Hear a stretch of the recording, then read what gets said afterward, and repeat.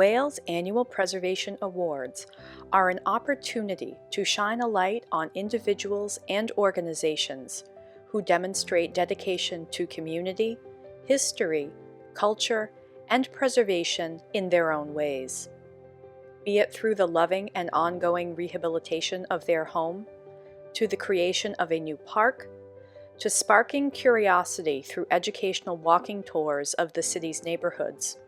All of our award recipients not only embody the values and mission of Wales, they embody the spirit of New Bedford.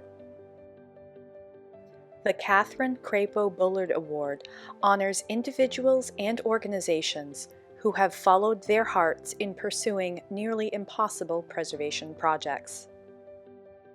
Instead of seeing vacant lots across 7th Street, Lee Blake of the New Bedford Historical Society saw something greater.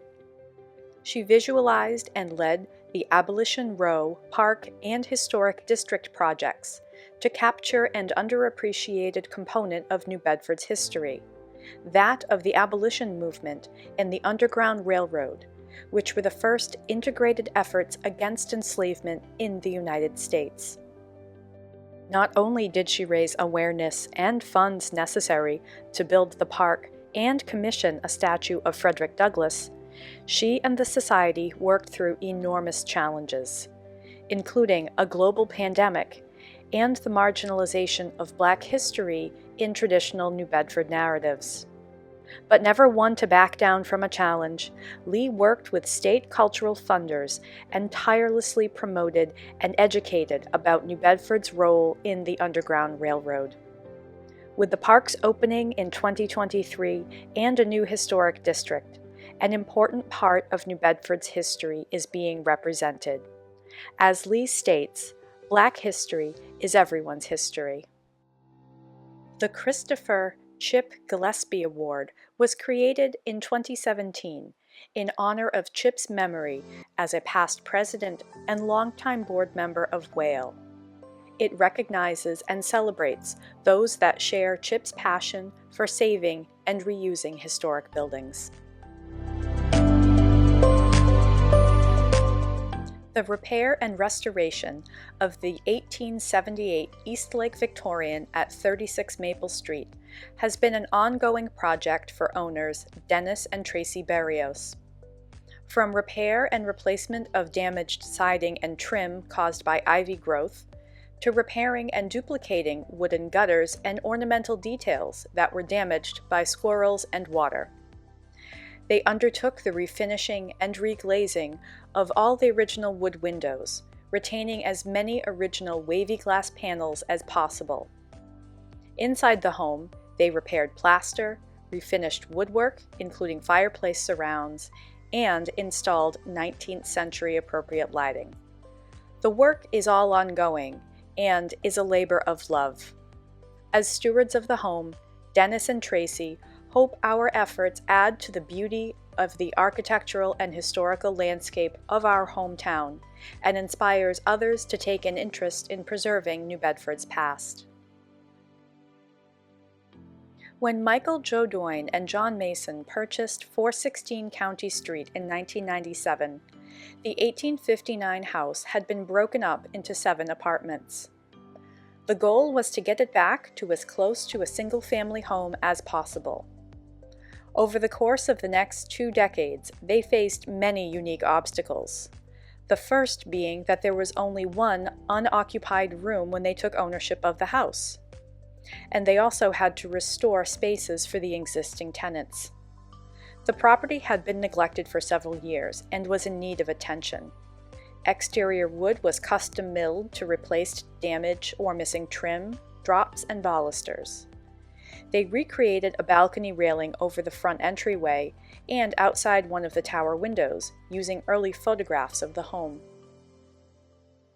They also discovered that the original house color was not barn red, but was a battleship gray.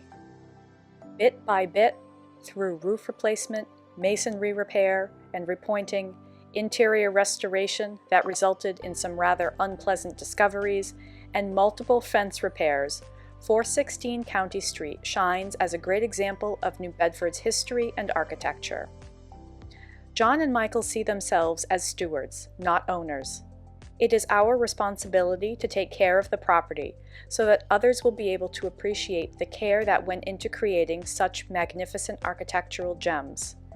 New Bedford has many of these gems, and our hope is that future generations will appreciate them as much as we do. The moment I stepped inside, this house captured my heart. It was a diamond in the rough, and I saw the magnificent potential it held. Despite having almost no idea what I was doing, my vision, tenacity, and a bit of stubborn craziness helped me uncover its hidden beauty. Laura Parrish took a leap of faith in moving to a new community in 2015 and was instantly taken with the property at 100 Madison Street.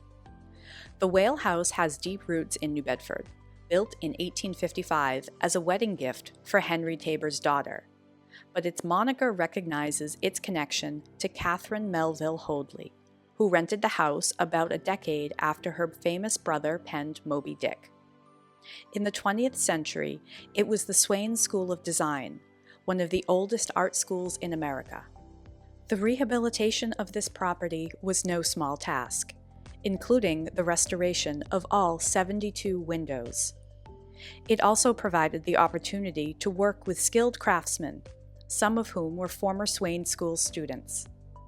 Every inch of this home was touched in some way to better it.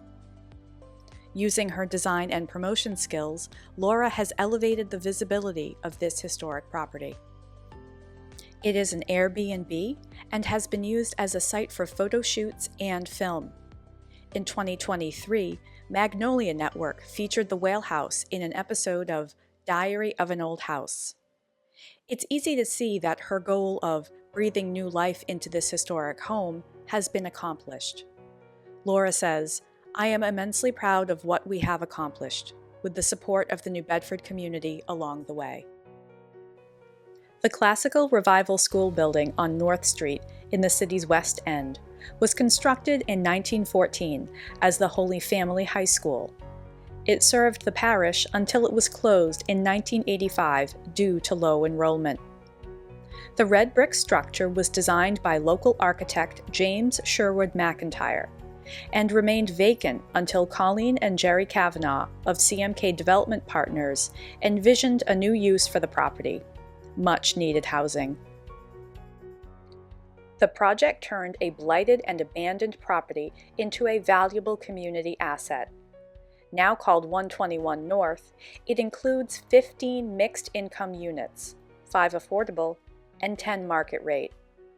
As with all projects, this was truly a collaborative effort, from financing with Bay Coast Bank and various public agencies, to the team of CMK, William Stark and Associates of Fall River, Rescon Group of Boston, Farland Corporation of Fairhaven, and property manager Hall Keene.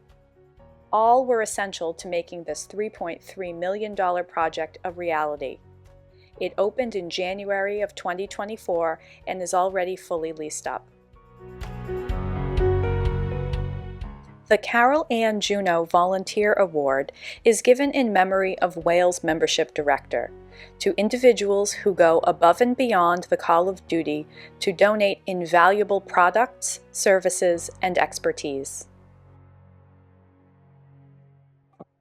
Curiosity and a love of local history has been at the center of Bruce Barnes's very popular and locally famous walking tours for the New Bedford Preservation Society.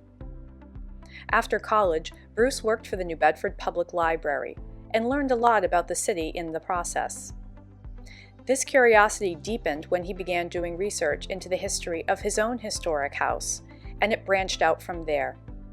It wasn't until the late 1990s that he began doing walking tours and creating presentations about the historic homes of New Bedford for AHA, the Preservation Society, and others. In Bruce's words, "It was fun." Since then, his tours have introduced many residents and tourists alike to the history and buildings of New Bedford. From topics about the textile industry and local favorites like Hetty Green and historic cemeteries, Bruce's curiosity has helped ignite a spark that he sees growing, with people having a lot more interest in the history of the city. Recordings of his tours have allowed even more people to learn from his curiosity. In walking through the neighborhoods, Bruce sees the investment and love people are putting into their own New Bedford properties. Houses are being saved, he said, and it is very gratifying to see.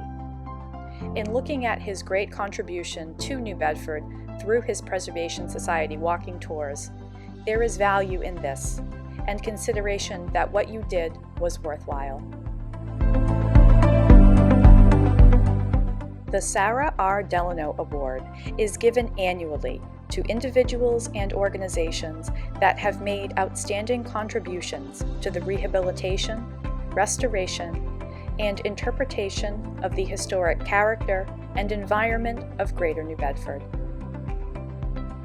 It is fitting that this year we honor John and Lori Bullard for the memoir Hometown.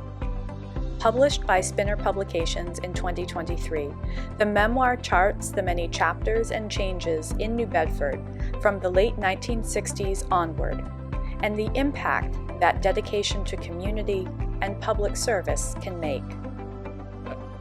Well, I think the vision I have, I mean, there's so many meetings and so many projects, but the vision I have is, we met in the sunroom of the Wamsutta Club, and we were debating whether to buy the Roachstone Stuff House.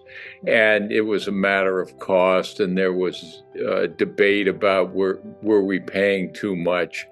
And Sarah sat at one end of the table, and I sat next to her. And everyone looked to Sarah. She was a leader. She didn't say a lot. She never raised her voice. But everyone, as with all leaders, people just looked to her. And she said, in the end, people are just going to remember whether or not we saved the building. And I looked around the room to every board member, and I often characterize the board as ordinary people who did extraordinary things.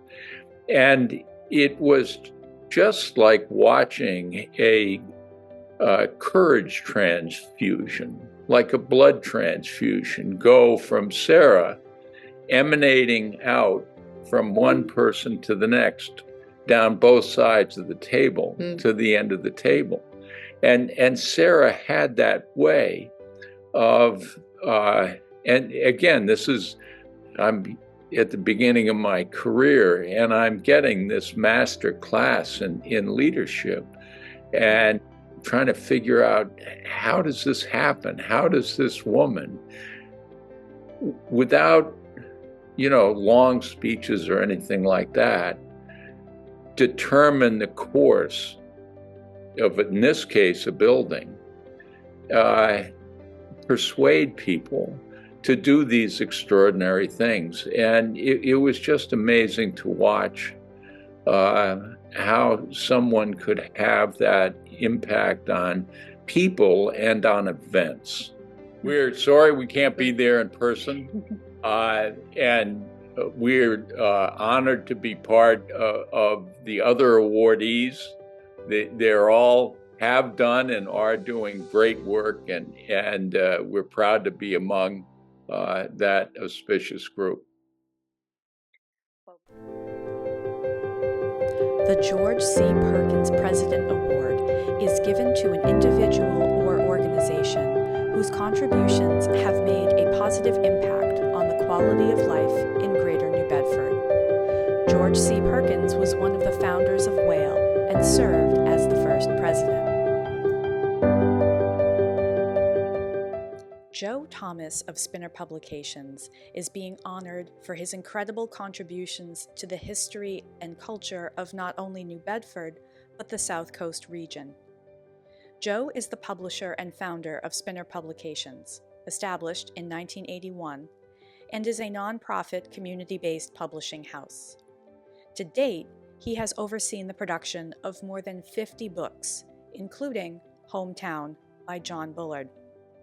He has been a co-author and co-editor of 37.